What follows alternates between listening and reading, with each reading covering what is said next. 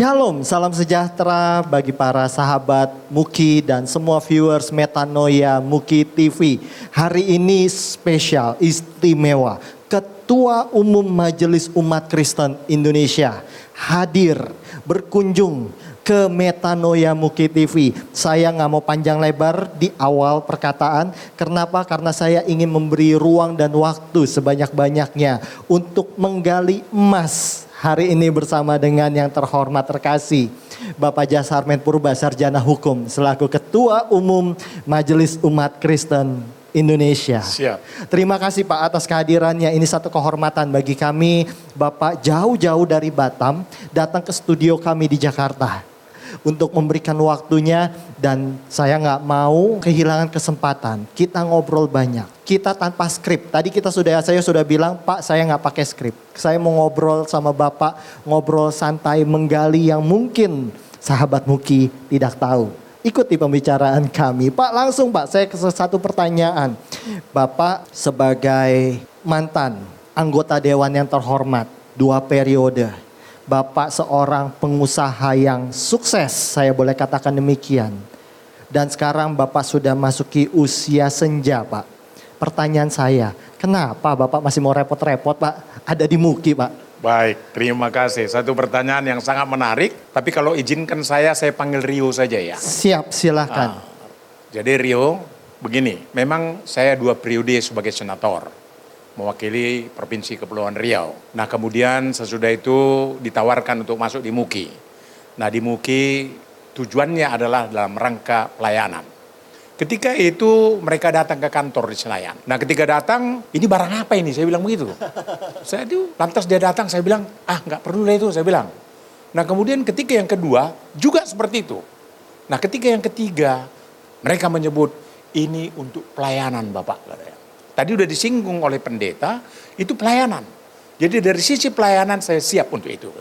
Nah akhirnya saya masuklah di Muki TV dan bergelut di Muki TV ini sendiri. Wah, itu kira-kira gambarannya. Luar biasa. Tapi pertanyaan saya, kalau Bapak bilang pelayanan Pak, kan gak usah Bapak repot-repot jadi ketua umum Pak. Yang sirik banyak loh Pak. Iya betul. Maksudnya dalam perjalanan kan tantangannya banyak. Bapak harus keluar energi, keluar tenaga, dan tak jarang juga pasti harus keluar biaya. Kenapa kalau Bapak pelayanan kan Bapak cukup di gereja lokal Bapak?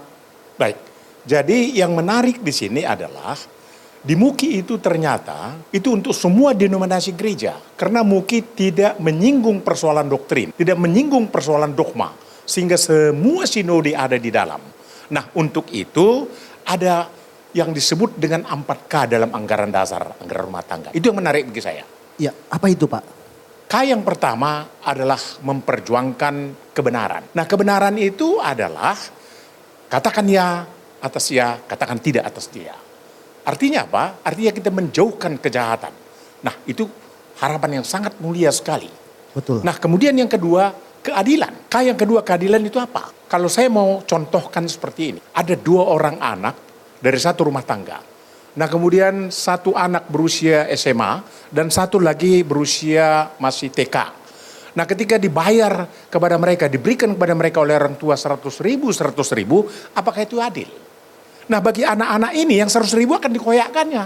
Ya. Tidak adil. Nah oleh karena itu keadilan itu bagaimana?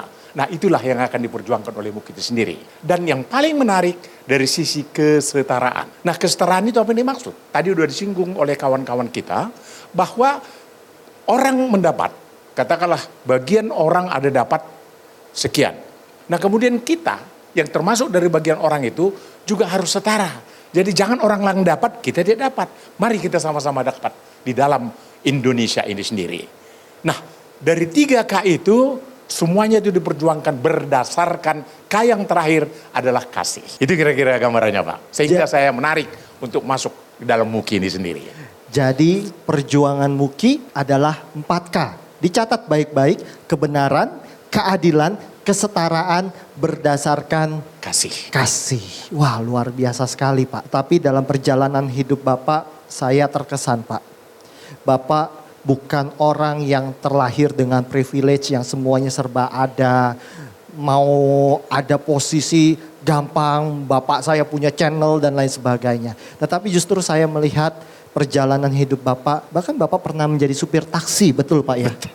Wah, pernah jadi supir taksi, tapi hari ini menjadi salah satu pengusaha sukses di Indonesia. Boleh ceritakan sedikit Pak? Baik, ada satu motto kalau bisa disebut, dan motto ini berlaku untuk semua orang. Nikmati keberadaan. Jadi dalam baik yang di atas, baik yang di tengah maupun yang di bawah, bagaimana kita bisa nikmati dan kemudian mensyukuri. Jadi bukan berarti, wah saya ini ketika katakanlah membuat penghasilan yang sangat rendah, kemudian kita tidak punya mimpi seperti yang dikatakan oleh jenderal tadi, tapi kita harus ada mimpi untuk itu. Nah semuanya itu mimpi, kita serahkan kepada Tuhan dan Tuhanlah yang akan menyelesaikannya. Itu pemikiran saya, sehingga apa? Nikmatilah keberadaanmu. Pertanyaan saya Pak, boleh diceritakan itu gimana ceritanya dari supir taksi sekarang menjadi pengusaha sukses Pak. Bahkan bisa duduk di Senayan 10 tahun 2 periode. Silahkan Pak dibagikan. Wah ini sangat menarik ini.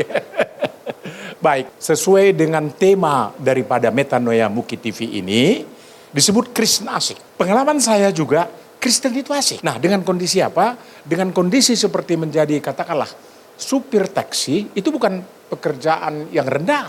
Itu adalah bagi saya dan sampai dengan saat ini saya katakan, itu adalah pekerjaan yang mulia. Nah, jadi kepada semua orang apapun pekerjaannya, nyatakanlah itu adalah pekerjaan yang mulia. Nah kemudian karena kita punya banyak jaringan sebelumnya, jadi sebetulnya memang jaringan yang dipentingkan Pak Rio. Nah ada jaringan pada waktu itu akhirnya saya ditawarkan, udahlah jangan jadi supir, maju aja lah kita ke Batam. Bersama-sama kita di sana katanya. Akhirnya berunding dengan istri, berunding dengan keluarga, udahlah Papa pergi ke sana aja. Itulah yang merubah ketika ada di sana. Dan saya karena banyak jaringan, jaringan ini kita manfaatkan secara positif. Dan saya satu kata mau katakan begini, jangan pernah ada kita punya musuh di dunia ini.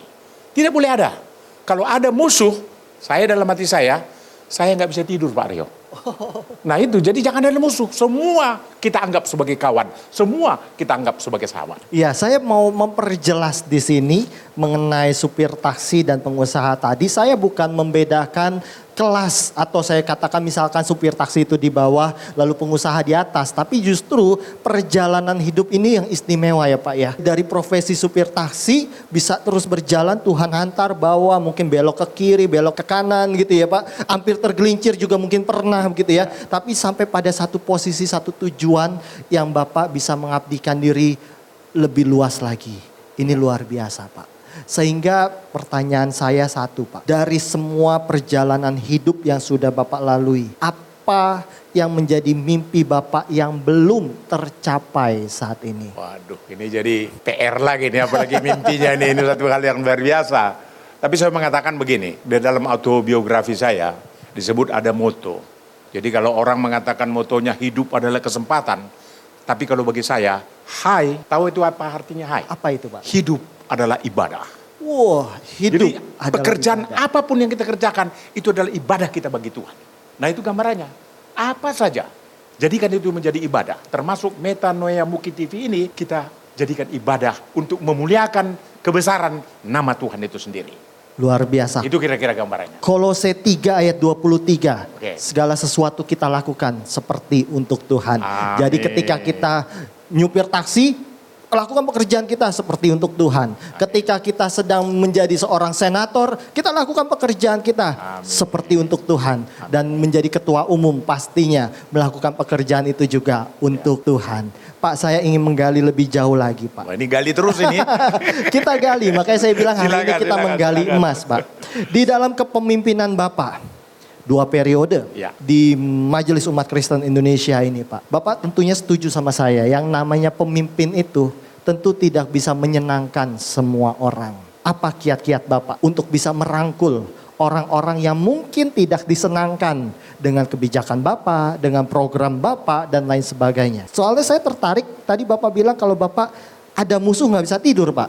Ya. Nah bagaimana cara Bapak merangkul termasuk lawan-lawan politik Bapak zaman dulu begitu kan. Nah boleh dibagikan. Baik, jadi ketika Munas bulan Juli tahun 2021, saya udah ngatakan kepada kawan-kawan, udahlah diserahkanlah kepada yang muda-muda, saya bilang begitu. Tetapi ketika itu semua mengatakan, udah diserahkan kepada Bapak untuk 1 periode lagi. Nah kemudian full diserahkan kepada saya untuk menentukan semua pengurus yang ada. Bagi saya, sebetulnya itu adalah powernya sangat kuat. Apa yang dikatakan oleh ketum akan begitu. Tetapi bagi saya tidak seperti itu.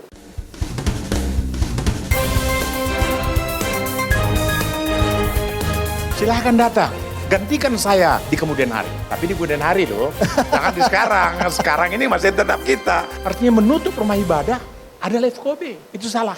Nah kita harus minta, dari sisi hukum harus minta agar itu diberikan teguran.